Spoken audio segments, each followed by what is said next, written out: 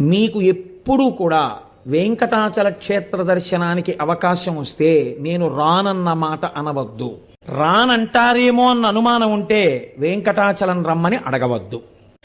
అలా వెంకటేశ్వర స్వామి వారికి రాత్రి దండలు ఒకలా వేస్తే తెల్లవారేటప్పటికి ఒకలా మారిపోయేవి.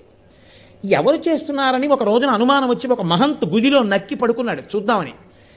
అర్ధరాత్రి అయ్యేటప్పటికీ అయ్యవారి పాలపీఠం దగ్గర రాయి తొలగి తేజోరూపంలో తరిగొండ వెంగమాంబ గారు వచ్చి హారాలు సరిచేస్తుంటే చూసి మూర్చిపోయాడు. ఇప్పటికీ తేజోరూపులై ఆనందనిలయంలోకి వెళ్ళి ఈశ్వరుణ్ణి సేవిస్తారు.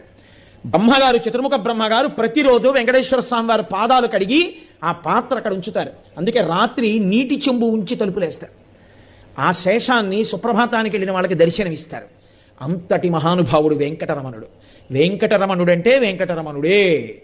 ఒకరా ఇద్దరా, ఎంతమందితో అనుబంధం. వారం రోజులు కాదు, కొన్ని నెలల పాటు వెంకటరమణుడు